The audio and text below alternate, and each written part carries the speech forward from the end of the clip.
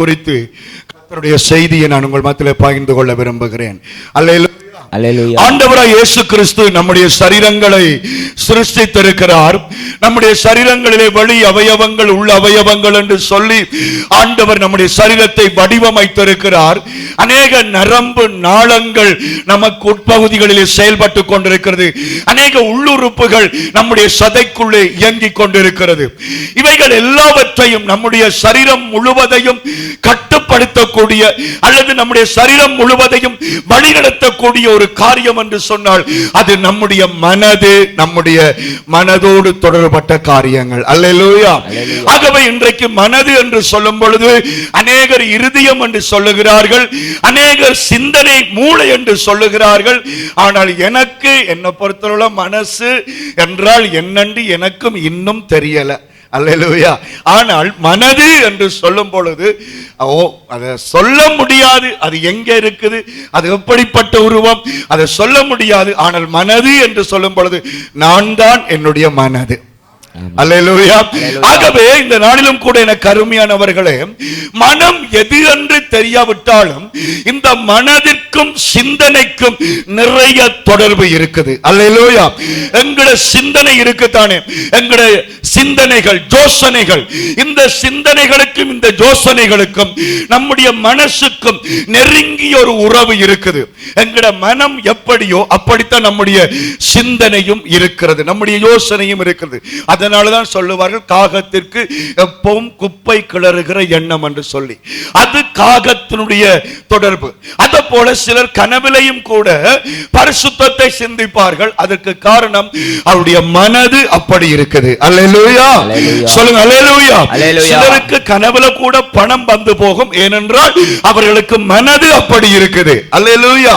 ஆகவே மனது சிந்தனைக்கும் தொடர்பு இருக்கிறது. மனதிற்கும் நம்முடைய நோக்கங்களுக்கும் தொடர்பு இருக்கிறது. நம்முடைய நோக்கங்கள், எதிர்கால நோக்கங்கள். ஒரு குழந்தை பிள்ளையை கேட்டா நாங்க சொல்லுவோம், அவங்க சொல்லுவோம் டாக்டரா வரணும். அது அவங்களுடைய நோக்கம் என்பது ஒரு 100 பேர்ல ஒரு ஆளுக்கு தான் அது நோக்கமா இருக்கும். சும்மா சொல்லிடுவாங்க நான் டாக்டரா வரணும், நான் டீச்சரா வரணும். ஆனா அவங்களுக்கு அது இலக்கா இருக்காது. ஆனா உண்மையா ஒரு வளர்ந்த ஒவ்வொருடைய நோக்கத்திலையும் மனசு தொடர்பு பட்டு இருக்கிறது. அடுத்ததாக நம்முடைய உணர்ச்சிகள். பாருங்கள், தொட்டா சினுங்கி என்று உங்களுக்கு தெரியும். அதெல்லாம் இப்ப காண கிடைக்குது இல்ல. இந்த தொட்டா சினுங்கி, தொட்டா சுருங்கி, அதை உடனே தொட்டு விட்டால் அது சுருங்கி விடும். ஏனென்றால் அந்த மரம் அப்படித்தான். அல்லேலூயா. அத போல சிலருக்கு திடீரென்று கோபம் வந்துடும், சிலருக்கு தொட்டோன்னு அழுக வந்துடும், சிலருக்கு எப்போ சிரிச்சு கொண்டிருப்பாங்க. காரணம் அந்த மனநிலை.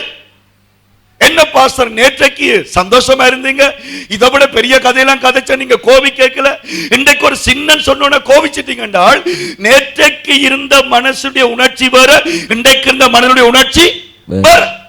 ஆகவே நம்முடைய உணர்வுகளின் பிறப்பிடம் அல்லது நம்முடைய உணர்வுகளின் தொடர்பிடம் நம்முடைய மனதாக இருக்கிறது. மாத்திரமல்ல நம்முடைய கற்பனைகள். அதை நான் வேலைக்கு கனவுகளோடு சேர்த்து சொல்லிவிட்டேன். ஆகவே மனமானது நமது சிந்தனைகள், நம்முடைய நோக்கங்கள், நம்முடைய உணர்ச்சிகள், நம்முடைய கற்பனைகள் போன்றவற்றோடு நம்முடைய மனது தொடர்பு பட்டிருக்கிறது. அதனால்தான் இன்றைக்கு அநேக சமயங்களில் மனதை கட்டுப்படுத்துவதை குறித்து அநேக பயிற்சிகள் செய்கிறார்கள், யோகாசனம் செய்கிறார்கள். அநேக பாபாமார் என்று சொல்லுவாங்க அல்லது சித்தர்கள் என்று சொல்லுவார்கள். அவர்கள் மடாலயங்களை அமைத்து அநேகர் மனதை கட்டுப்படுத்துவது எப்படி என்று சொல்லி அநேக போதனைகளை கொடுக்கிறார்கள். ஆகவே எனக்கு அருமையானவர்களே, பரிசுத்தமான பைபிள் இந்த மனதை குறித்து என்ன சொல்லுகிறது? அநேக வசனங்களை பைபிள் மனதை குறித்து சொன்னாலும் இன்றைக்கு இந்த தேவ செய்தியிலே போதும் என்கிற மனதை குறித்த வார்த்தைகளைத்தான் நான் உங்களோடு பேச விரும்புகிறேன். அல்லேலூயா. ஆகவே மனதை குறித்து வேதம் சொல்லுகிற வசனங்களில் ஒரு வசனம் பிரசங்கி 6வது அதிகாரத்தில் இருக்கிறது. பிரசங்கியின் புத்தகம் 6வது அதிகாரம் 7வது வசனத்தை வாசியுங்கள். 6வது அதிகாரம் 7வது வசனம். மனுஷன் படும் பிரயாசம் இல்ல, அவன் வாய்க்காகத்தானே, அவன் மனதுக்கோ திருப்தி இல்லை. அல்லேலூயா. சொல்லுங்க அல்லேலூயா. மனுஷன் படும் பிரயாசம் எல்லாம் அவனுடைய வாய்க்கு, ஆனால் அவனுடைய மனசுக்கோ திருப்தி இல்லை. 100% உண்மையான ஒரு வார்த்தை. இன்றைக்கு நாங்கள் எதற்காக உழைக்கிறோம், எதற்காக படிக்கிறோம், எதற்காக கஷ்டப்படுகிறோம்? சாப்பிடுறதுக்காக. ஆனால் சாகும் வரைக்கும் சாப்பிடுவதற்கான உணவுக்கான பணம் நம்மகிட்ட இருந்தாலும் நம்முடைய மனசுக்கு என்ன இல்லை? திருப்தி இல்லை. ஒரு நேர சாப்பாடு 250 ரூபா, காலை சாப்பாடும் இரவு சாப்பாடெல்லாம் சேர்த்து ஒரு நாள் சாப்பாடு ஒரு 700 ரூபாய் போடுங்க. 700 ரூபாய் படி. நான் சாகும் வரைக்கும் எனக்கு காசு இருந்தாலும் என்ற மனம் என்ன செய்யாது? திருப்தி அடையாது. இன்றைக்கு வடகாடு விசுவாசிகளை பார்த்து சொல்லுவாங்க, அவங்க எல்லாம் கஷ்டப்பட்டார்கள், கூலி வேலை செய்றாங்கன்னு சொல்லி. ஆனா வடகாடு விசுவாசிகளிடம் இருக்கிற நகைகள், பொருள் பண்டங்கள், அவைகள் அவருடைய வாழ்நாளுக்கும் காணும். ஆனால் ஏன் வெயிலுக்குள்ள போய் உளுந்து வெட்டுறோம்? ஏன் ஒரு ஆளோட பேச்சு வேண்டி வேலையை செய்கிறோம்? காரணம் என்ன? மனசுக்கு என்ன இல்லை? திருப்தி இல்லை. எவ்வளவுதான் பிரயாசப்பட்டாலும் இந்த மனமானது அலை பாய்ந்து கொண்டே இருக்கிறது. அதனால தமிழிலே சொல்லுவார்கள், மனமானது மதில் பூனை என்று சொல்லுவார்கள், மனமானது ஒரு குரங்கு என்று சொல்லுவார்கள். ஆகவே இந்த மனம் திருப்தி அடையாதபடிக்கு பல விதங்களில் ஒரு மனுஷனை போட்டு உழைச்சு கொண்டிருக்குது, அழைச்சு கொண்டிருக்குது. ஏன் நான் எப்பவும் சொல்லுகிற ஒரு காரியம், நாங்கள் இடம்பெயர்ந்து கடைசியாக எங்களுடைய வாழ்க்கையெல்லாம் ஆத்தலில் போய் முடிஞ்சது, வட்டுவாகல் பாலத்திலே போய் முடிஞ்சது. ஒரு குறிப்பிட்ட இடத்திற்கு அங்க எங்களுக்கு சாப்பாடு இல்லை, தண்ணி இல்லை. தண்ணி இருக்குது, சாப்பாடு குடி சாப்பிடறதுக்கு நல்ல ஆமான சாப்பாடு இல்லை. இந்த நேரத்தில் ஜனங்கள் ஸ்டோர்களை உடைக்க தொடங்கினார்கள். ஒரு முறை ஒரு நான் பார்த்தேன், ஒரு அரிசி மூடிய கட்டி பிடிச்சு கொண்டு அந்த ஜீவன் போயிருக்கிறது. நீங்க யோசிச்சு பாருங்க, ஒரு அரிசி மூட அந்த அளவு ஓடிக்கொண்டிருக்கீங்களா? தேவையா? தேவையா? கிட்டனையா? இல்ல. 2 கிலோ அரிசி எடுத்திருந்தால் சிலவளை அந்த ஜீவன் என்ன இருக்கும்? தப்பே இருக்கலாம். ஆனால் ஒரு மூளை கிடைத்து விட்டும் அந்த மனம் அதோடு சஞ்சலப்பட்ட பொழுது ஜீவனே போக வேண்டிய நேரம் வந்தது. 1/4 கிலோ ராளை நெஞ்சில வச்சுக்கொண்டு மல்டி பரல் அடிக்கல எப்படி இப்படி ஓடி வந்தது இப்போ எனக்கு ஞாபகம் இருக்குன்னா. எனக்கு அருமையான தேவனுடைய பிள்ளைகளே, எவ்வளவுதான் கிடைச்சாலும், எவ்வளவுதான் அனுபவிச்சாலும், எவ்வளவுதான் கர்த்தருடைய கிருபையினால நாங்கள் நிரப்பப்பட்டாலும் நம்முடைய மனசு என்னவோ குழம்பிக் கொண்டே இருக்கிறது. நம்முடைய மனசு என்னவோ தேவை இல்லாததை எல்லாம் யோசித்துக் கொண்டே இருக்கிறது. கொஞ்ச நாளைக்கு முன்னால என்னுடைய முகத்தை கவனித்தர் என்றால் சொன்னால் உங்களுக்கு தெரியும், இதுல ஒரு சின்ன ஒரு பரு வந்துச்சு. இந்த பரு கொஞ்சம் கொஞ்சம் பெருசா வந்துச்சு. என்னுடைய மனைவி சொன்னால், இது என்ன இப்படி வருது? கொஞ்சம் கொஞ்சமா போகுது, ஆனா கொஞ்சம் கொஞ்சமா இருக்குது. 2 கிளட்டு அம்பிட்டுட்டான். என்ன பாஸ்டர் வந்து வடிவா அப்படி எல்லாம் அமர்த்தி பார்க்குதுகள், இது கொஞ்சம் ஒரு மாதிரி கிடக்கு பாஸ்டர், ஆஸ்பத்திரிக்கு கொண்டு போங்க. ஐயா, ஆண்டவருடைய பிள்ளை, கர்த்தருக்கு ஸ்தோத்திரம், அப்படி ஆண்டவர் அனுமதிக்க மாட்டார். அது எல்லாம் தெளிவா இருக்குது. ஆனால் மனசுக்கோ விசுவாசம் இல்லை, குழப்பம்.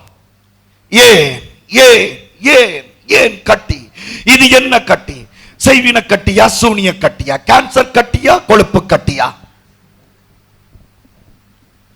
மனது நிக்குதில்லை. ஆகவே அந்த மனசு என்ன செய்யுது? பலவிதமா யோசிக்க பண்ணுகிறது. கையுக்கு சொல்லுது அமர்த்தி பார் என்று சொல்லுது, மிக உள்ளத்தை சொல்லுது சுரண்டி பார் என்று சொல்லுது, கண்ணுக்கு சொல்லுது இது என்ன கட்டியோ தெரியல என்று அழச் சொல்லுது. எல்லாத்தையும் குழப்புகிற இந்த மனசை கட்டுப்படுத்தி நடத்த பரிசுத்த ஆவியானவர் இன்றைக்கும் எங்களுக்காக கிரியை செய்கிற நல்ல தகப்பனாக அவர் இருக்கிறார். அல்லேலூயா. ஆகவே ஒரு உலகத்தனுடைய மனசு எப்படித்தான் அலை பாய்ந்தாலும் ஒரு தேவ பிள்ளையின் மனசு ஒன்று தீமோத்தேயு 6:6 தேவ ஊழியக்காரன் சொல்லுகிறான் எப்படி இருக்க வேண்டும் என்று படி. 1 தீமோத்தேயு 6வது அதிகாரம் 6வது வசனம். ஹல்லேலூயா. சீக்கிரமாய் கனப்பிரசங்கம் சீக்கிரமா வாசிங்க. 6:6.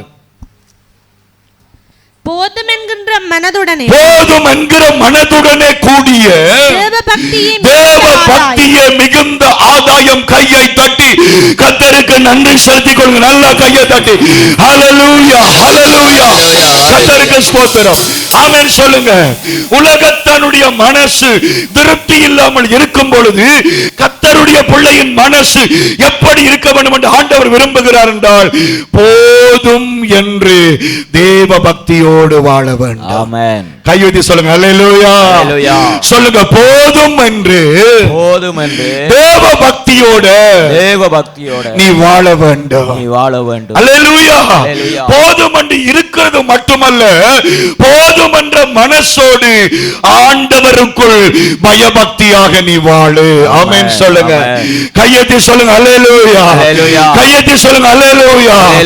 கர்த்தர் எனக்கு தந்தது போதும், கர்த்தர் எனக்கு அனுமதித்தது போதும், கர்த்தர் எனக்கு கொடுத்த ஆசீர்வாதம் போதும். ஆமென். அல்லேலூயா, அல்லேலூயா, அல்லேலூயா சொல்லுங்க. அல்லேலூயா, அல்லேலூயா.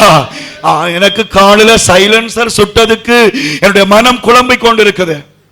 ஏன் என்ற கால சைலன்சர் சுட்டதுண்டு. ஆனால் கந்தசாமி ஐயா ஒரு கால் இல்லாமல் இருக்கிறார். ஆமென் சொல்லுங்க. அப்ப என்னுடைய மனசு என்ன நினைக்க வேண்டும்? அந்த தகப்பனாரை விட ஆண்டவர் எனக்கு கிருபை காட்டி இருக்கிறார். அல்லேலூயா. ஆனா அப்படித்தான் நினைக்க வருவதில்லையே, அப்படி நினைக்க தோன்றுதில்லையே.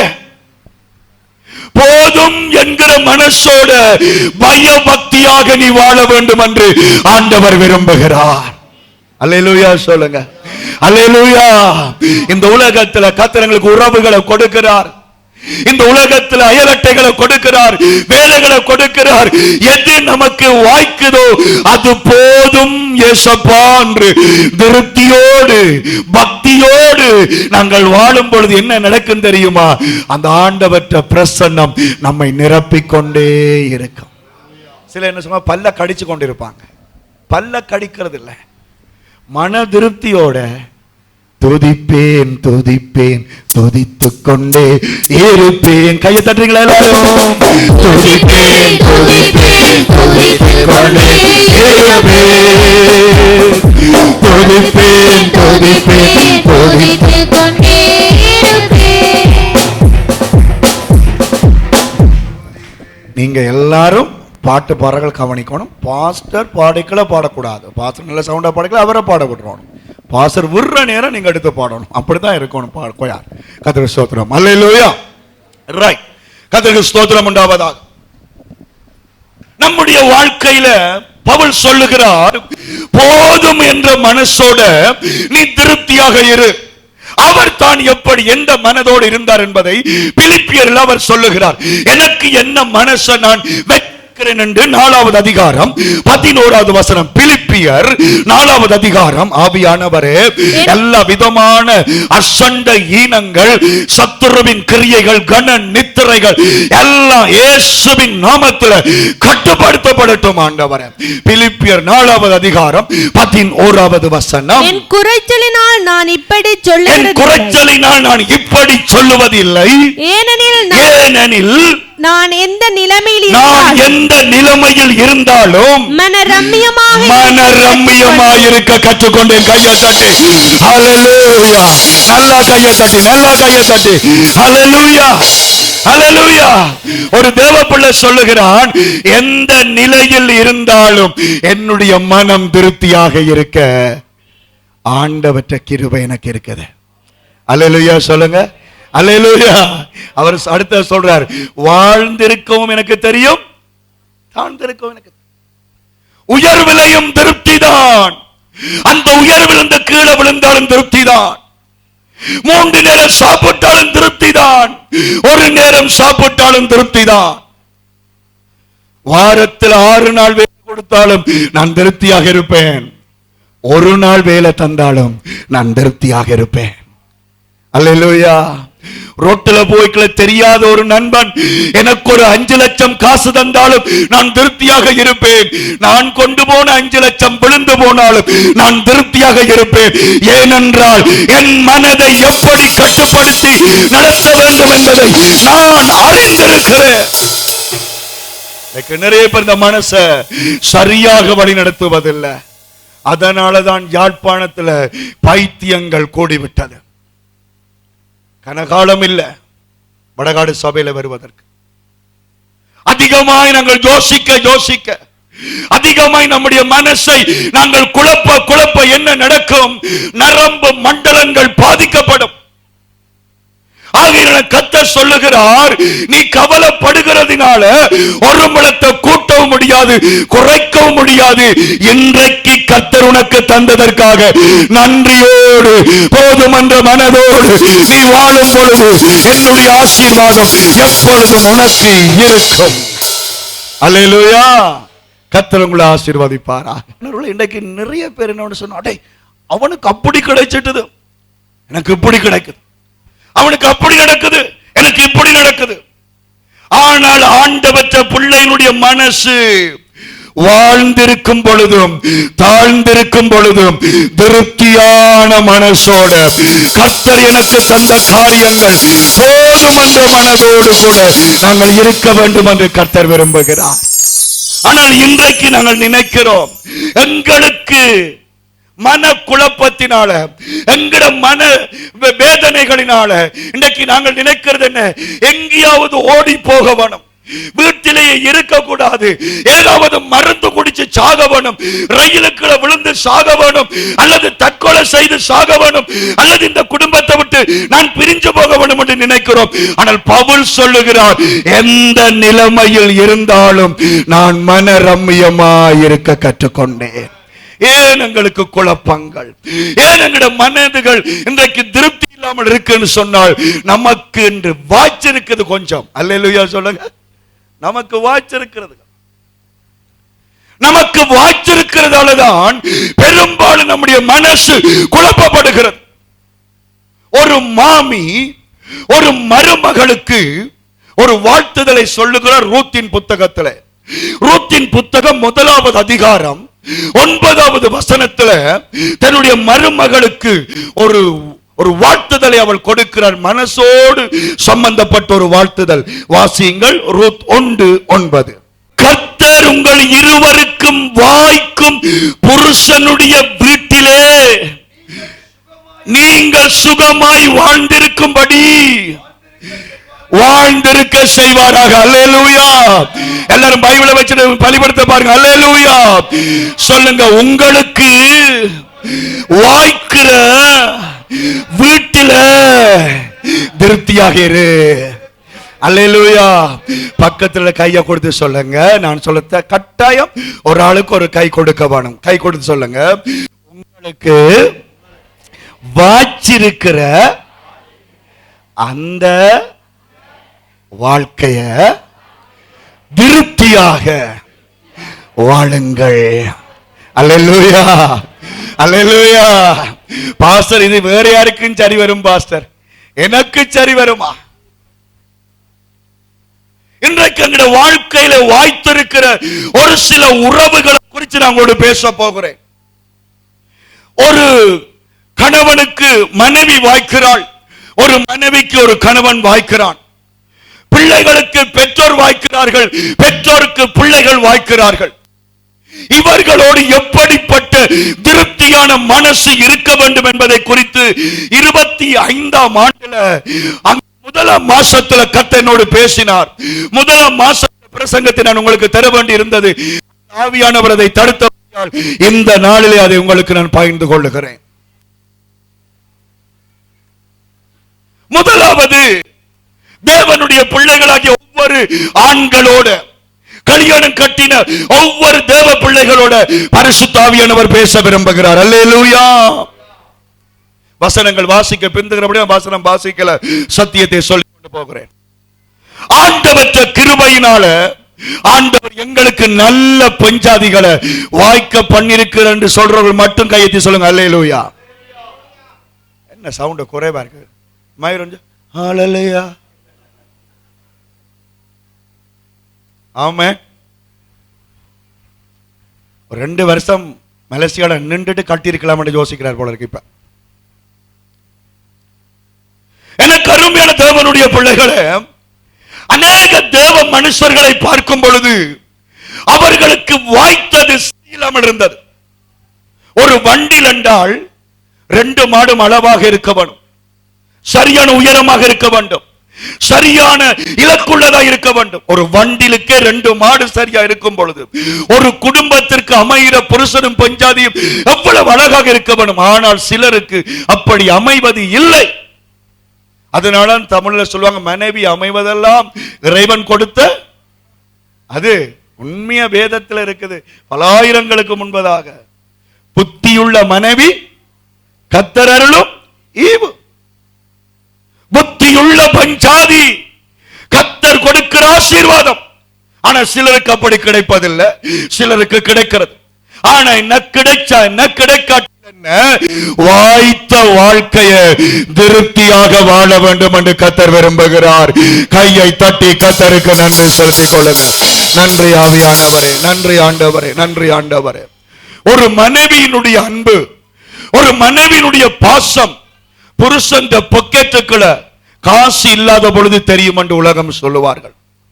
எனக்கு அருமையான வேதத்திலே உண்மையான பக்தனாகிய ஜோபுவை நாங்கள் பார்க்கிறோம். இந்த ஜோபு, ஆண்டவரே ஸ்தோத்திரம் அப்பா, இந்த ஜோபு சகல ஆசீர்வாதங்களோடும் அவன் தன்னுடைய குடும்பத்தை சந்தோஷமா நடத்தி கொண்டு வரும் பொழுது ஒரு பிரச்சனை வருகிறது, ஒரு சோதனை வருகிறது, எல்லாத்தையும் அவன் இழக்கிறான். எல்லாத்தையும் இழந்து, தன்னுடைய பிள்ளைகளை இழந்து, தன்னுடைய சொத்துக்களை இழந்து, தன்னுடைய தொழில்களை இழந்தது மாத்திரமல்ல, தன்னுடைய சரீர சுகத்தையும் இழந்து சொறி பிடிச்சு சிரங்க சாம்பல்ல அவன் கிடந்தான். அந்த நேரத்தில் அவனுக்கு ஆறுதலா இருக்க வேண்டிய மனைவி, வேதம் வாசிக்க சொல்ல மாட்டேன், என்னை கவனிங்க, அவனுக்கு ஆறுதலா இருக்க வேண்டிய மனைவி சொன்ன வார்த்தை என்ன? தேவனை தூஷித்து ஜீவனை விடும். பயபக்தியை விட்டுவிட்டு, போதும் என்கிற மனதை விட்டுவிட்டு, பேசாமல் செத்துப்போ. அவனுக்கு வாய்த்த மனைவி அப்படி. அல்லேலூயா சொல்லுங்க. எனக்கு வாய்ச்ச மனுஷி, அவன் நல்ல ரெஸ்பெக்டா இருக்கல, அவனுக்கு பக்கத்திலே டிங்கிரி நோன மாதிரி தெரியும். அல்லேலூயா சொல்லுங்க. அவர் எந்த புருஷன். இப்ப அதே புருஷன் வருத்தத்தில் விழுந்து கிடக்கிறான், வேலை செய்ய முடியாதவனா இருக்கிறான். அந்த நேரத்தில் அவள் சொல்லுகிறாள், ஜோபு செத்துப்போ. ஆனா தான் இருக்கணும், யார் சாகணும்? அப்படி ஒன்று தேவ மனுஷனுக்கு வாய்ச்சது. அந்த தேவ மனுஷன் அப்படிப்பட்ட பெண்ணோடு தன்னுடைய மனசை எப்படி வைத்திருந்தார்? எனக்கு ஆச்சரியமா இருக்கிறது. ஜோபுனுடைய மனசு இந்த அளவுக்கு எப்படி திருப்தியாக இருந்தது என்றால் அது தேவனுடைய கிருபை இல்லாமல் வேறு ஒன்றுமில்லை. கையை தட்டி கர்த்தருக்கு நன்றி செலுத்திக் கொள்வோம். அல்லேலூயா, அல்லேலூயா. நீங்கள் பார்க்கும் பொழுது ஜோபு சொல்லுகிறார், மனுஷிக்கு சொல்லுகிறார், உன்ற கதை பைத்தியம் போல இருக்குது, பைத்தியம் மாதிரி கதைக்காத. இப்ப எங்களுக்கு ஒரு தீமையின் காலம், இப்ப எங்களுக்கு ஒரு சோதனையின் காலம், இப்ப எங்களுக்கு ஒரு வேதனையின் காலம், நிச்சயமாக முடிவு உண்டு என்ற நம்பிக்கை வீண் போகாது. ஆண்டவர் என்னை ஆசீர்வதிப்பார், ஆண்டவர் என்னை உயர்த்துவார். அல்லேலூயா. அவனுடைய விசுவாசத்தை கர்த்தர் கனப்படுத்தி, அவன் உடம்பை கர்த்தர் சுகப்படுத்தி, மறுபடியும் அவனை தேகாரோக்கியமாய் கொண்டு வரும் பொழுது யோபு யார மனைவியா ஏற்றுக்கொண்டான்? போவண்டு யார் சொன்னாலோ, வேண்டாம் என்று யார் சொன்னாலோ, இனி நீ ஒன்றுக்கு உதவாதென்று யார் சொன்னாலோ, வீட்டு வீட்டுல இருக்க கூடாது, வெளியில போட நாய் என்று யார் கலைச்சாலோ அவளோடு கூட வாழ்ந்து 10 பிள்ளைகளை பெற்றெடுக்கத்தக்கதாய் ஜோபு தன்னுடைய மனசை திருப்தியுள்ளதாக. அல்லேலூயா. பாருங்கள், ஆபத்து நேரம் உதவி செய்யாமல், ஒரு தேத்தனி ஊத்தி கொடுக்காமல், சாவுக்கு சாபம் போட்ட மனைவியை அவன் திருப்தியாக வாழ்ந்து நேசித்தான் ஜோபு என்கிற பக்தன். ஆனா இன்றைக்கு எங்கட மனுஷியோட ஒரு கிழமை கதைக்கிறேல, ஏன் தேத்தனி ஊத்தி தரையில, மனுஷிய ரோட்டில் ஏத்தி கொண்டு போறேல, ஏன் ஒரு இடத்துல நான் பார்த்த பொழுது கல்யாணம் கட்டின புதுசுல புருஷனும் பஞ்சாதியும் அப்படியே நெருக்கமா தான் தெரியுவாங்க மோட்டார் சைக்கிள. அன்றைக்கு போறேன் 2 மோட்டார் சைக்கிள், அதுவும் அவர் போய் ஒரு 10 அடிக்கு தள்ளி தான் இவா போறான். நான் கேட்டேன், நீங்க இப்படி திரியுறீங்க? எல்லாரோடையும் கதைக்க மாட்டேன், ஒரு சிலரும் கதைப்பேன். அப்ப அவங்க சொன்னாங்க, குண்டா போட்டு தானே. என்ன போட்டது? குண்டா வந்துட்டு. ஐயா, மனுஷி குண்டா வந்த மனசுல திருப்தி இல்ல, மனுஷி மூஞ்சிய நீட்டுனா திருப்தி இல்ல, மனுஷி அதை செய்தா திருப்தி இல்ல, இதை செய்தா திருப்தி இல்ல, தாய் வீட்டிலிருந்து ஏதாவது கொண்டாடி திருப்தி இல்ல. ஆனா ஜோபு என்கிற பக்தன் சொல்லி தருகிறான், என்ன, எந்த நிலைமையில இருந்தாலும் நான் திருப்தியோடு இருக்க கற்றுக்கொண்டே. ஏனெனில் ஹல்லேலூயா, வாழ்ந்திருக்கவும் எனக்கு தெரியும், சாய்ந்திருக்கவும் எனக்கு தெரியும். ஹல்லேலூயா, ஹல்லேலூயா. இந்த மனைவிதான் என்னை பேசியது, இந்த மனைவிதான் என்னை திட்டியது, இந்த மனைவிதான் எனக்கு உதவி செய்யவில்லை. ஆனாலும் என்னுடைய மனசுல நான் எந்த நிலைமையில் இருந்தாலும் மனரம்மியமாயிருக்க கற்றுக்கொண்டு, மனரம்மியமாயிருக்க நான் கற்றுக்கொண்டு, மனரம்மியமாயிருக்க நான் கற்றுக்கொண்டு. ஹல்லேலூயா. ஏன் ஆண்டவர் எனக்கு இந்த மனைவி, ஏன் எனக்கு இந்த பஞ்சாதி, ஏன் எனக்கு இந்த வாழ்க்கை, ஏன் எனக்கு இந்த நரகம், ஏன் எனக்கு இந்த சோதனை என்று அங்கலாய்க்கிற சகோதர சகோதரி ஜோபுவை இன்றைக்கு கர்த்தர் உனக்கு முன்னால நிறுத்துகிறார். அல்லேலூயா சொல்லுங்க. கையெட்டி சொல்ல மாட்டீங்களா? காணாது காணாது. அல்லேலூயா. எல்லாரும் அல்லேலூயா, அல்லேலூயா.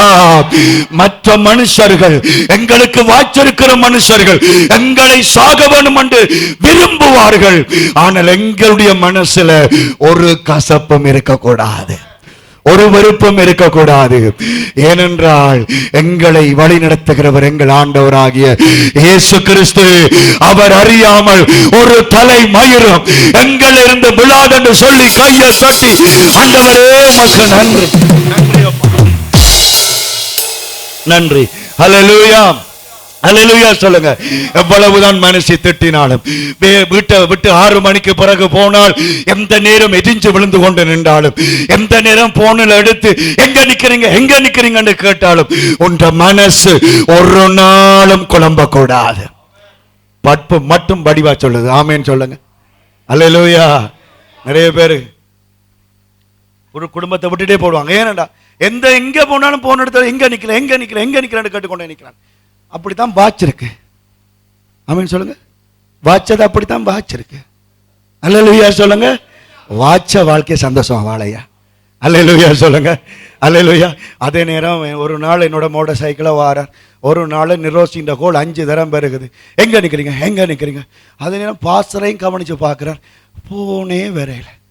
அல்லேலூயா. என்ற மனுஷனுக்கு எங்கேயாவது போய் துளையட்ட மனுஷன். கர்த்தருக்கு சோத்திரம். ஆமென் சொல்லு. மயிரும் என்ன நினைக்குது, சிஸ்டரும் இருக்கிறதானே. அல்லேலூயா சொல்லுங்க. எனக்கு வாச்சது அப்படி, உனக்கு வாச்சது அப்படி. அல்லேலூயா சொல்லுங்க. ஆனா எங்குமே வாசல் படி இருக்கும். ஆமென் சொல்லுங்க. வாசல் படி இல்லாத வீடு கண்டுபிடிக்கிறது ரொம்ப ரொம்ப கஷ்டம். வாசல் படி இருக்கு, அட்ஜஸ்ட் பண்ணிக்கிட்டு போங்க. அது போல நிறைய பேர் அட்ஜஸ்ட் பண்ணாதேங்க. மனசுல திருப்தியோட அப்பா வாய்க்க பண்ணி இருக்கிறார். ஏசப்பா எனக்கு கொடுத்திருக்கிறார்.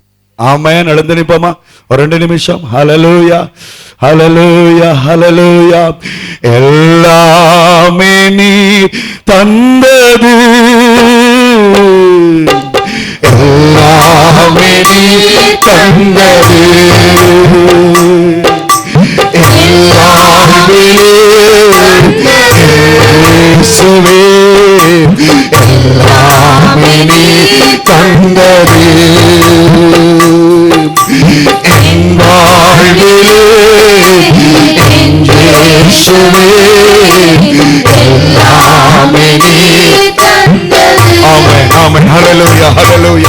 ஹalleluya. நன்றி. அமர்ந்திருப்போம். வருகிற கிழமை கர்த்தருக்கு சித்தம் என்றால் அபிஷேகமாய் கர்த்தருடைய வார்த்தைகளை கேட்கலாம். இன்றைக்கு ஒரு ஞானத்தை உணர்த்துகிற ஒரு வார்த்தையோடு கூட நான் வந்து நிற்கிறேன்.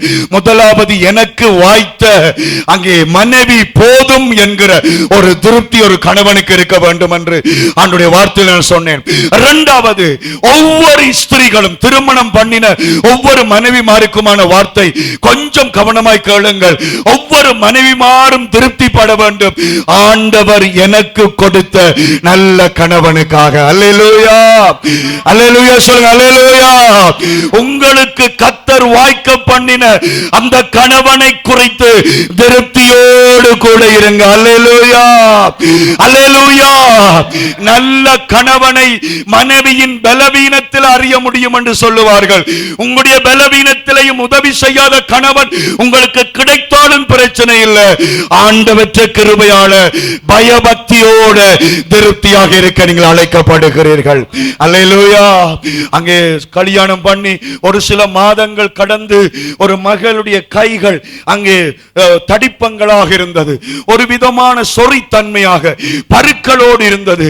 அந்த மகளுக்காக பாரத்தோடு ஜபிச்சு அவளை ஒரு தகப்பனை போல விசாரித்த பொழுது அவள் சொன்ன காரியம் என்ன தெரியுமா?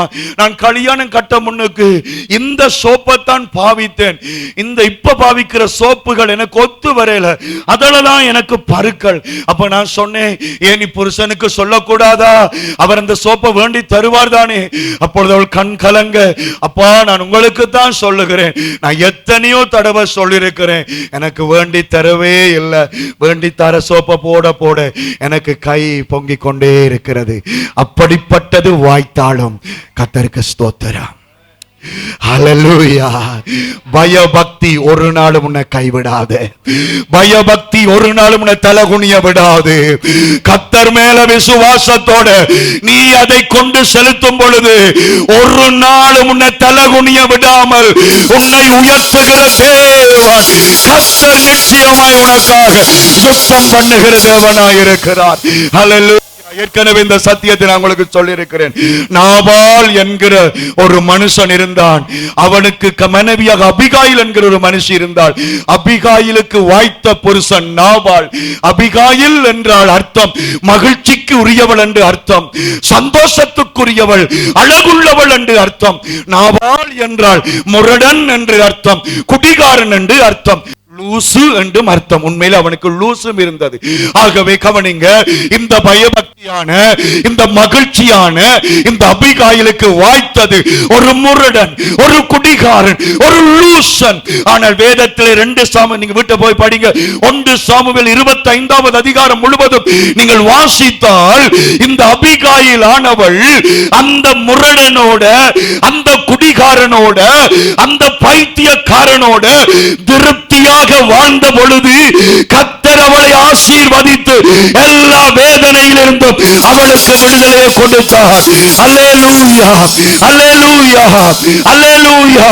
எனக்கு அருமையான தேவனுடைய பிள்ளைகளே, உங்களுடைய வாழ்க்கையிலையும் சில வாய்த்த கணவன்மார் முரடன்களாக இருக்கலாம், எந்த நேரம் அடிச்சு துன்பப்படுத்துறவங்களா இருக்கலாம், உங்களை புரிஞ்சு கொள்ளாமல் ஊராய் சுத்துகிறவங்களா இருக்கலாம். ஆனால் உங்களுடைய முழங்கால் ஜெபத்திற்கு கர்த்தர் வல்லமையை வைத்திருக்கிறார். கையெத்தி சொல்லுங்க. அல்லேலூயா, அல்லேலூயா.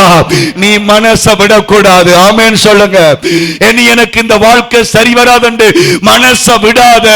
கர்த்தர்ட்ட நீ திருப்தியாக ஜெபம் பண்ணினால் கர்த்தர் அதை மாற்றுவார். அல்லேலூயா. என்னுடைய 20-22 வயசுல இந்த செய்தியை நான் கேட்டேன். அப்ப ரேடியோல விஸ்வவாணி என்று சொல்லி காலை 5:30க்கு பிரசங்கம் போகும். அந்த 5:30 பிரசங்கத்தில் அவர் ஒரு சாட்சியை சொன்னார். அப்ப அந்த காலத்தில் டெலிபோன்கள் அங்கே கண்டுபிடிப்பு, அதாவது அந்த டெலிபோன் பாவனைகள் கைகளில் கிடைப்பதற்கு முன்பான காலத்தில் அமெரிக்கா தேசத்திற்கு இந்திய தேசத்தில் இருக்கிற ஒரு விசுவாசியுடைய ஒரு கணவன் அமெரிக்கா தேசத்துக்கு போய்விட்டான். அங்கே கல்யாணம் கட்டிட்டு வேலைக்கு போன பொழுது பல வருஷங்கள் கழிந்தது. அவன் ஒரு கடிதத்தை எழுதி உன்னை என்னால் அமெரிக்காவுக்கு எடுக்க முடியாமல் இருக்கிறது, ஆகவே இங்க இருக்கிற ஒரு பெண்ணை நான் விரும்புகிறேன், அவளை திருமணம் பண்ண போகிறேன், இத்தனையாம் திகதி எங்களுக்கு திருமணம் நடக்க போகுது என்று சொல்லி அவளுடைய போட்டோ எல்லா காரியங்களையும் இவளுக்கு அனுப்பி இருந்தாள். இவளுடைய கைக்கு அது வந்த பொழுது அவள் மிகுந்த வேதனைப்பட்டவளாக, ஆனாலும் கர்த்தருடைய பயபக்தியோடு தன்னுடைய ஜெப அறைக்குள்ள போனாளாம். போய் ஆண்டவரை ஜெபிச்சாள். ஆண்டவரே, என்னுடைய கணவனாகத்தான் நான் அவரை அனுப்பினேன், உம்மை நம்பி நான் உம்மை இப்பவும் நம்பி இருக்கிறேன், அவர் வரும் பொழுதும் என்னுடைய கணவனாகவே வர வேண்டாம். ஹல்லேலூயா. வேறொருத்திட கணவனாய் வரக்கூடாது, என்னுடைய கணவனாகவே வர வேண்டும். காலங்கள் கடிந்தது. அந்த மகனுக்கு திரும்ப இந்தியாவுக்கு வந்து போகிற விசா கொடுத்தார்கள். அவன் வரும் பொழுது தன்னுடைய மனைவியை கூட்டிக் கொண்டு போய் சபையில சாட்சி சொன்னானா, இப்படித்தான் திருமணத்துக்கெல்லாம் நாள் குறித்து இருக்கும் பொழுது என்னுடைய மனைவிக்கு ஒரு தகவல் அனுப்புவோம் என்று அனுப்பியிருந்தேன். குறிப்பிட்ட நாளுக்கு பிற்பாடு அந்த திருமணம் பண்ண போகிற அந்த இரண்டாவது பொம்பளையை பார்க்கும் பொழுதெல்லாம் ஒரு வெறுப்பு எனக்குள்ள வர தொடங்கியது. அவளை பார்க்கைக்குள்ள எனக்கு ஒரு தலை இடியும் வெறுப்பும் வந்த பொழுது நான் கொஞ்சம் கொஞ்சமாய் பிரிந்து அந்த பாவத்தை செய்யாதபடி ஆண்டவர் என்னை காத்தார். அல்லேலூயா. எதினால் என்னோடு இருப்பது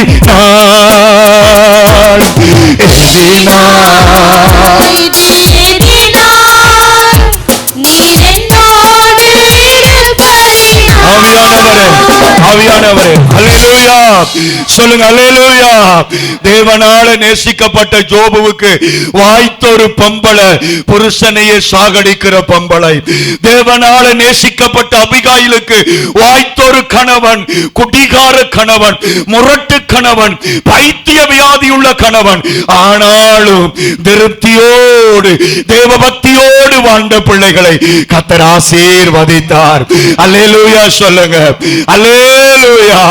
கையெத்தி சொல்லுங்க. அல்லேலூயா. இந்த இடத்திலேயும் எத்தனை பேருடைய கணவன்மார் ஒழுங்கில்லாதவர்களாய் இருக்கும் பொழுது நீங்கள் ஆண்டவருக்காக திருப்தியாக வாழுகிற வாழ்க்கையை கர்த்தர் காண்கிறார். அல்லேலூயா. தனிப்பட்ட முறை இந்த இடத்துல ஊழியம் செய்கிறபடியால் எனக்கு தெரியும், அநேகம் பேருக்கு வாய்த்த கணவன் அவ்வளவுக்கு நல்லதா இல்லை, ஆனாலும் உடைய திருப்தியை பார்த்து கர்த்தர் உங்களை ஆசீர்வதிப்பார். இன்றைக்கு இந்த பலிபீடத்தில் கர்த்தர் கொடுத்த தரிசனத்தின்படி அந்த கடல் அளவு ஆசீர்வாதங்கள் உடைய குடும்பத்தை நிரப்பும். நீங்கள் நல்லா இருப்பீர்கள், நீங்கள் மகிழ்ச்சியாக இருப்பீர்கள், நீங்கள் ஆர்ப்பாட்டமாக இருப்பீர்கள். கர்த்தர் உங்களை உயர்த்துவாராக. ஹல்லேலூயா.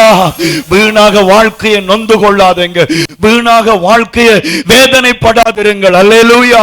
நம்முடைய முல்லைத்தீவு மாவட்ட நீதிமன்றத்தில் நான் 7-8 வருஷங்களுக்கு முன்பதான கருத்து கணிப்பை தான் நான் வாசித்தேன். இப்ப எனக்கு அந்த கருத்து கணிப்பு தெரியாது. 8 வருஷத்துக்கு முன்னுக்கு முல்லைத்தீவு மாவட்டம், நாங்க இருக்கிற மாவட்ட நீதிமன்றத்தில் ஒரு நாளைக்கு 100 டிவோர்ஸ் கேசுகள் வருகுதாம். அல்லேலூயா. ஒரு நாளைக்கு 100 டிவோர்ஸ். ஏன் என்று சொன்னால் ஜனங்களுக்கு திருப்தி இல்லை, மனசுல திருப்தி இல்லை. அன்றைக்கு ஒரு சகோதரி பகுதியா வாசித்தேன். நான் உண்மை அவ்வளவா சொல்லலாது. டிவோர்ஸுக்கு ஏன்னு கேட்டா புருஷன் கொரட்ட வர்றாரா. அல்லேலூயா. கர்த்தருக்கு ஸ்தோத்திரம். ஆமென் சொல்லுங்க. இன்னைக்கு சின்ன சின்ன காரியங்களுக்கு குழம்புகிற அநேக குடும்பங்கள் மத்தியில கர்த்தர்களை திருப்தியாக வாழ அழைக்கிறார். அல்லேலூயா சொல்லுங்க. கர்த்தருக்கு ஸ்தோத்திரம் சொல்லுங்க. ஆமென். சமைக்க தெரிஞ்ச மனுஷியான, சமைக்க தெரியாத மனுஷியா இருந்தானே, அழகான மனுஷியா இருந்தா, அழகில்லாத மனுஷியா இருந்தானே, சொந்த சகோதரங்கள் நல்ல வசதி வாய்ப்பா இருந்தாலும் வசதி வாய்ப்பு இல்ல இருந்தாலும் கர்த்தர்களுக்கு வாய்க்க பண்ணின வாழ்க்கையில நாங்க மகிழ்ச்சியாக இருப்போம். ஆமென் சொல்லுங்க. ஜோபு தன் மனைவியோடு திருப்தியாக வாழ்ந்தார். அல்லேலூயா. அபிகாயில் தன் கணவனோடு திருப்தியாக வாழ்ந்தார். அல்லேலூயா. அடுத்ததாக 2 காரியங்களையும் சொல்லி நான் முடிக்கிறேன் சீக்கிரமாக. பெற்றோராக எங்களுக்கு வாய்க்கிற பிள்ளைகள். அல்லேலூயா சொல்லுங்க. கையெத்தி சொல்லுங்க. அல்லேலூயா. கையெத்தி சொல்லுங்க. அல்லேலூயா. ஆண்டவற்ற கிருபையினால தென்னைய நட்டா பிள்ளைய பெத்தா, அப்படித்தான் அந்த பழமொழியா இப்ப நடக்குது. ஆமென் சொல்லுங்க. உன்னை பெத்த நேரம் 2 தென்னம்பிள்ளைய நட்டிருக்கலாமே என்று சொல்றது போல இன்றைக்கு அநேக ஜனங்களுக்கு பிள்ளைகளால, அநேக ஜனங்களுக்கு வேதனை பிள்ளைகளால. ஆனால் ஆண்டவர் சொல்லுகிறார் என்ன தெரியுமா? ஒரு நாளும் மற்ற ஜனங்கள் அப்படி நினைக்கிறது போல நீ ஒரு நாளும் நினைக்க கூடாது. அல்லேலூயா. உனக்கு கர்த்தர் கொடுத்த அத்தனை பிள்ளைகளும் கர்த்தர் கொடுத்த பொக்கிஷம், ஆசீர்வாதம். கையை தட்டுவீங்களா? நன்றி ஆண்டவரே, நன்றி ஐயா. அல்லேலூயா. ஒரு வருத்தக்கார பிள்ளைய தந்திருக்கலாம், கர்த்தருக்கு ஸ்தோத்திரம். ஆமென் சொல்லுங்க. ஒரு முட்டு இழுக்கிற புள்ள, ஒரு கை கால் சுகம் இல்லாத புள்ள, கர்த்தருக்கு ஸ்தோத்திரம். அல்லேலூயா. சரி, புள்ள வளர்ந்து வருகிறது. வளர்ந்து வருகிற நேரத்தில் சில கெட்ட பழக்கங்கள் பிள்ளைகளுக்கு தானா வருகிறது. என்னென்று வருகிறது என்று தெரியல. களவு வருகிறது, பொய் வருகிறது, காதல் வருகிறது, காமங்கள் வருகிறது, எல்லாம் வருகிறது. எப்படி வருகிறது என்று தெரியல, ஏதோ ஒரு வழியில வருகிறது. ஆனாலும் தேவ பிள்ளையாகிய நானும் நீயும் பெற்ற பிள்ளைகளை வெறுக்காதபடிக்கு திருப்தியோடு கூட வாய்த்த பிள்ளைகளுக்காக நன்றியோடு வாழ வேண்டும் என்று கர்த்தர் விரும்புகிறார். அல்லேலூயா. அநேக பெற்றோர்கள் பிள்ளைகளுக்கு சாபம் போடுவார்கள். உன்னாலதான் எனக்கு இந்த பிரச்சனை, உன்னாலதான் எனக்கு தலையிடி, உன்னாலதான் எனக்கு கண் கொத்து, உன்னாலதான் எனக்கு நாரிப்பிடி. அல்லேலூயா. சொல்லி சொல்லியே நாரிப்பிடிப்பு வந்துடும். ஆமென் சொல்றீங்களா? பிள்ளைகளை சபிக்காதீங்க, திட்டாதீங்க. ஒரு நாள் அந்த பிள்ளைகள் தான் உங்களை உயர்த்த போகிறார்கள். அல்லேலூயா சொல்லுங்க. எப்பவும் நான் சொல்லுவேன், அம்மா 7 பிள்ளைகளை பெத்தா, 7 பிள்ளைகளை பெத்து எவ்வளவு கஷ்டப்பட்டா என்பது மூத்த பிள்ளையா எனக்கு தெரியும். ஒரு கட்டத்தில் இடம்பெயர்ந்து வரும் பொழுது நாங்கள் பட்ட கஷ்டத்தினாலே பள்ளிக்கிடம் போயிட்டு முடிஞ்ச கையோடு ஒரு கடைக்கு நான் வேலைக்கு போவதுண்டு. அப்படியாக எவ்வளவு கஷ்டத்தோடு அம்மா எங்களை வளர்த்தா. ஆனால் இன்றைக்கு என்னுடைய தாயாரை நடக்காதபடிக்கு நாங்கள் வைத்திருக்கிறோம் என்று சொன்னால், அவர் அன்றைக்கு பிள்ளைகளை வளர்த்தபடியினால் இன்றைக்கு பலன் கொடுக்கிறது. ஆமென் சொல்லுங்க. சிலவேளை நீங்க சொல்லுவீங்க, அந்த காலம் வேற பாஸ்டர், இந்த காலம் வேற என்று சொல்லுவீங்க. அப்படி அல்ல. கர்த்தரை நம்பினவர்களுக்கு எந்த காலமும் ஒரே காலம்தான். அல்லேலூயா சொல்லுங்க. வேதத்திலே நாங்கள் நியாயாதிபதிகள் 17வது அதிகாரம் 2வது வசனத்தை ஒருக்கா வாசிப்போம். நியாயாதிபதிகள் 17வது அதிகாரம் திரும்பவும் ஒருக்க வாசித்தால் நல்ல 17:2 வாசிப்போம். ஹல்லேலூயா, ஹல்லேலூயா.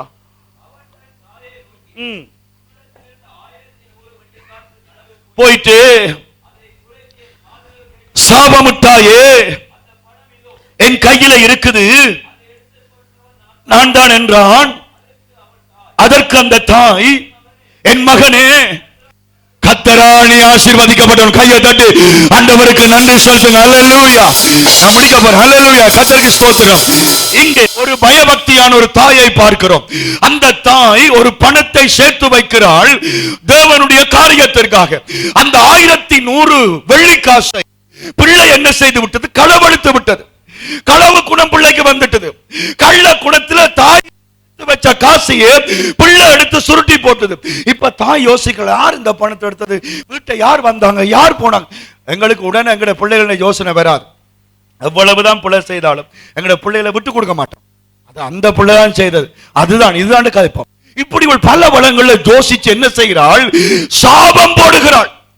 இந்த காசை எடுத்தவன் சபிக்கப்படுவானாக, விழுந்து முறிவானாக, அப்படி இப்படி என்று அவள் சபிக்கல.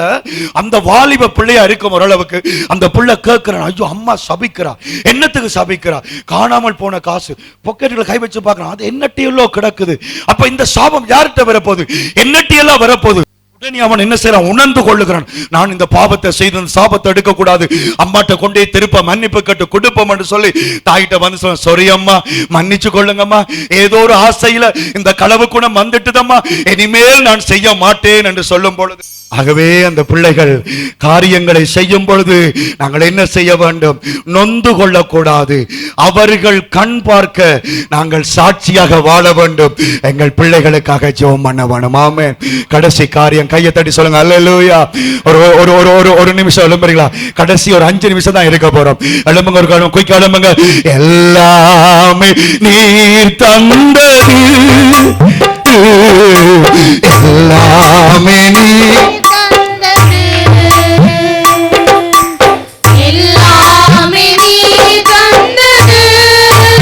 ஆமென், ஆமென். எல்லாமே நீர் தந்தது. ஹல்லேலூயா.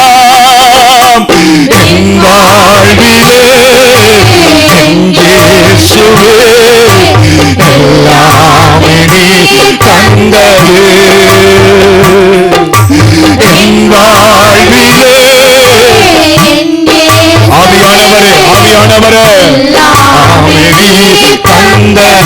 ஆமென், ஆமென், ஆமென்.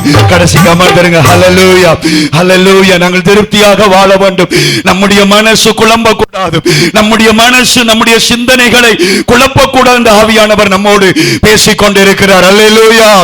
முதலாவது, ஆண்டவர் எங்களுக்கு கொடுத்த மனைவியை குறித்து நாங்கள் ஒரு நாளும் திருப்தி இல்லாமல் இருக்கக்கூடாது. ஜோபுவை போல திருப்தியாக வாழ வேண்டும். அபிகாயிலை போல கணவனை குறித்து திருப்தியாக வாழ வேண்டும். அந்த தாயை போல பிள்ளைகளை குறித்து நாங்கள் திருப்தியாக வாழ வேண்டும். கடைசியாக நான் சொல்லுகிற காரியம், பிள்ளைகளே ஆமென் சொல்லுங்க. பிள்ளைகளே ஆமென் சொல்லுங்க. ஆமென். பிள்ளைகளே, அல்லேலூயா. பிள்ளைகளே, உங்கள் பெற்றோரில் திருப்தியாக இருங்கள். ஆமென் சொல்லுங்க. ஒவ்வொரு பிள்ளைகளும் பெற்றோரில் திருப்தியாக இருக்க வேண்டும். ஆமென் சொல்லுங்க. அநேக பிள்ளைகள் சொல்லுவாங்க, உங்களோட வயிற்றுல பிறந்ததுக்கு, ஆமென் சொல்லுங்க, உங்களோட வயிற்றுல பிறந்ததுக்கு நான் பிறக்காமல் விட்டுருக்கலாம், அப்படி எல்லாம் சிலர் துன்பப்படுவார்கள். ஆனால் தேவனுடைய பிள்ளைகளா, ஒவ்வொரு பிள்ளைகளும் இந்த உலகத்துல கத்திரங்களுக்கு தந்த அம்மா அப்பாவில் நாங்க திருப்தியாக இருக்க வேண்டாம். ஆமென் சொல்றீங்களா? போன்ல பாக்குறீங்க, டிவியில பாக்குறீங்க, அம்மாமார் வந்து பிள்ளைகளுக்கு நல்ல வடிவான முகத்தோட நல்ல வடிவா தலை இழுத்து, ஆமென் சொல்லுங்க, அந்த பிள்ளைகளுக்கு கூந்தல் பின்னிட்டு ஸ்ட்ராங் கேர். இல்லையா? அப்ப அந்த பிள்ளை லவ்லி அம்மா.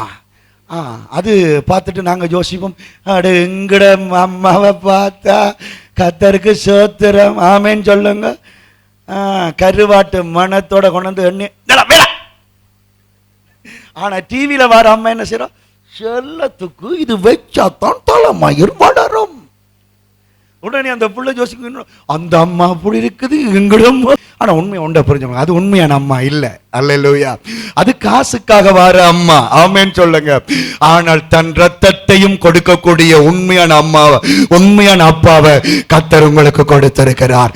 நம்பின எல்லாரும் கையை தட்டி ஆண்டவருக்கு நன்றி செலுத்துங்க. ஆமென். ஹல்லேலூயா, ஹல்லேலூயா.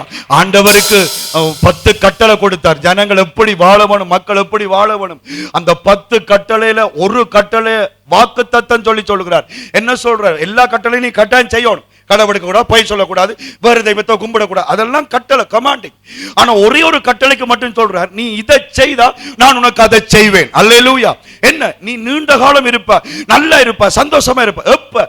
உன்ற தகப்பனையும் தாயையும் கனம் பண்ணினாள். அல்லேலூயா சொல்லுங்க. அல்லேலூயா.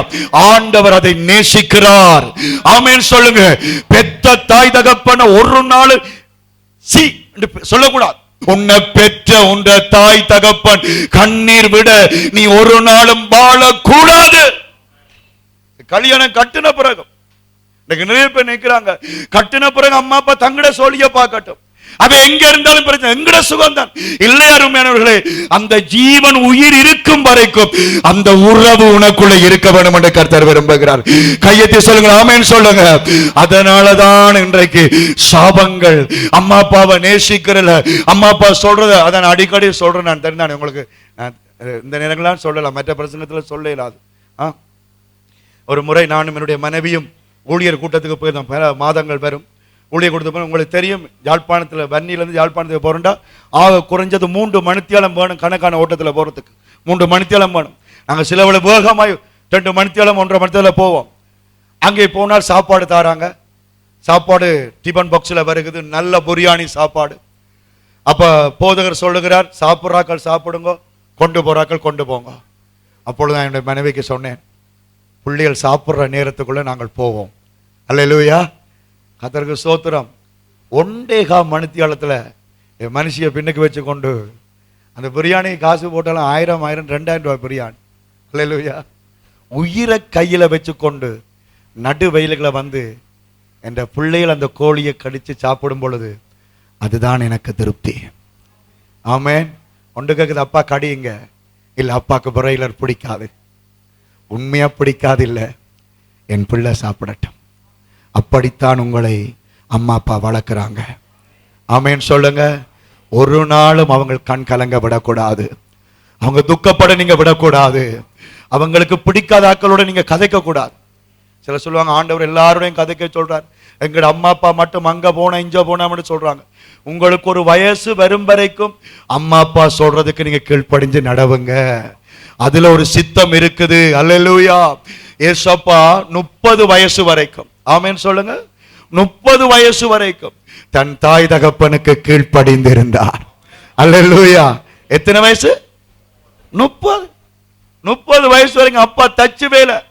அவர் ஜோசேப்பு தச்சு வேலை செய்தவருக்கு இவர் எத்தனை கதவு சீவி கொடுத்தாரோ, எத்தனை ஜன்னல் செய்து கொடுத்தாரோ தெரியல. தாய் தகப்பனுக்கு 30 வயசு வரைக்கும் கீழ்ப்படிந்துட்டு 3.5 வருஷம் வெளியே வந்தார் ஊழியத்துக்கு. அல்லேலூயா. தேவ பிள்ளையே, கடைசியா ஒரு வசனத்தை நான் வாசிக்கிறேன். உங்களுக்கு வாய்த்த அம்மாக்கள் யோவான் 9வது அதிகாரம் 20 வீட்டில் படிங்க. திக்கு முக்காடி கொண்டு நிற்பாங்க, வாசிக்கிறார்கள். யோவான் 9:20 23 வரைக்கும் நீங்கள் பார்த்தால், ஒரு பிறவியிலேயே ஒரு பலவீனனாக, வியாதியாக, குருடனாக, முட்டவனாக, தள்ளப்பட்டவனாக, ஒதுக்கப்பட்டவனாக பிறந்த பிள்ளைய ஆண்டவர் சுகமாக்கி கொடுக்கிறார். அல்லேலூயா. அந்த பிறவி வருத்தம் மாறி அவன் வீட்டுக்கு வந்தால் அவனுக்கு பிரச்சனை வருகிறது. ஆசாரியர்கள் தாய் தகப்பனை கூப்பிட்டு விசாரிக்கிறார்கள், என்ன உங்களோட பிள்ளைக்கு நடந்த பொழுது தாய் தகப்பன் என்ன செய்யறாங்க? உடனே சந்தோஷப்பட்டு எங்க பிள்ளைக்கு ஆண்டவர் சுகம் கொடுத்தார் என்று பிள்ளைக்காக தைரியமாய் நிக்காமல் என்ன சொல்றாங்க? இவன் வயசு வந்தவன், இவனிட்டே நீங்கள் கேளுங்கள் என்று சொல்லி, நான் கழுவுற மீனுக்குள்ள நழுவுற மீனாய் அந்த தாய் தகப்பன் அந்த மகனை விட்டு சென்றார்கள். ஆனாலும் அவன் திருப்தியாக இருந்தான். அல்லேலூயா.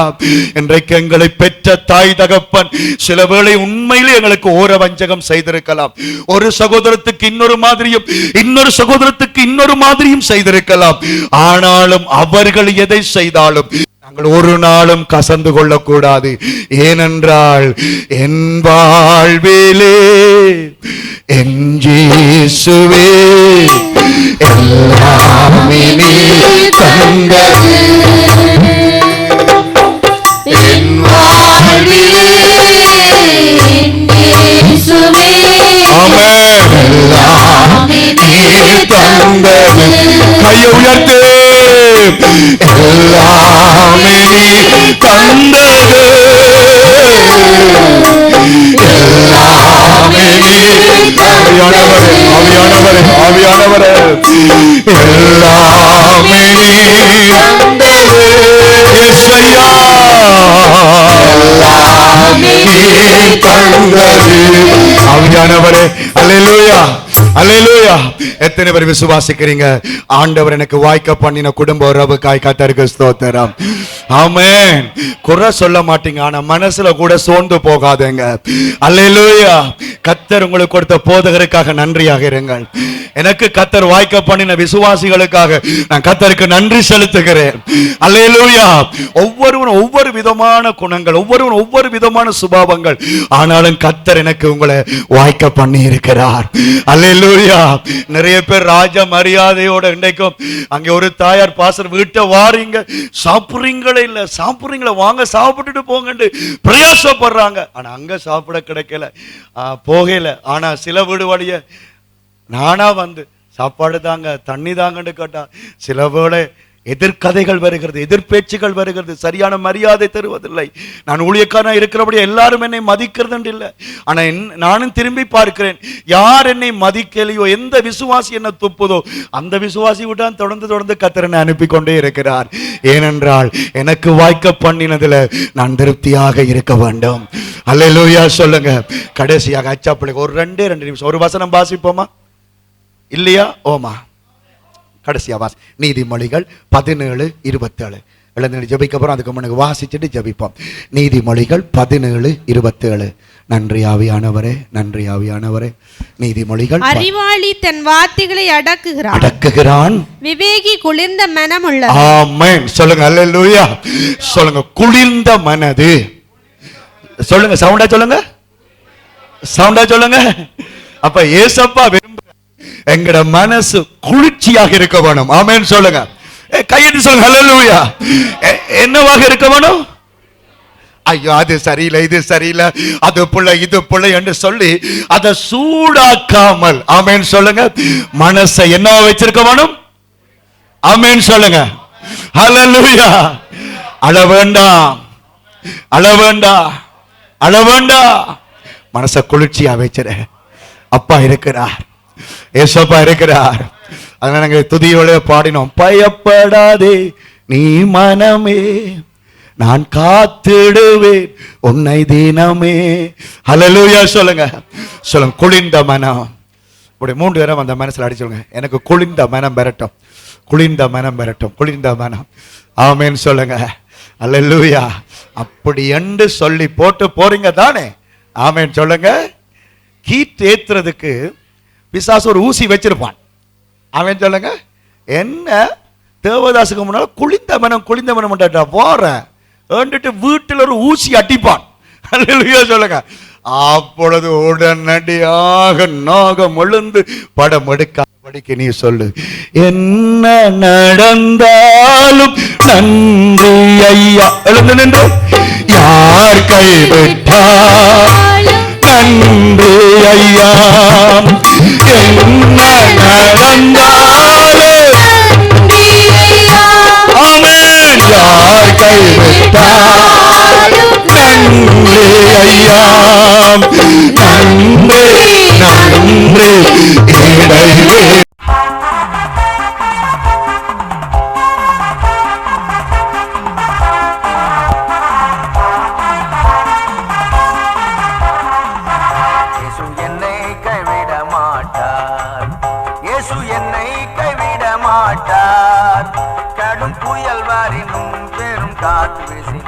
அவர் என்னை கைவிட மாட்டார். இயேசு ஒருபோதும் கைவிட மாட்டார்.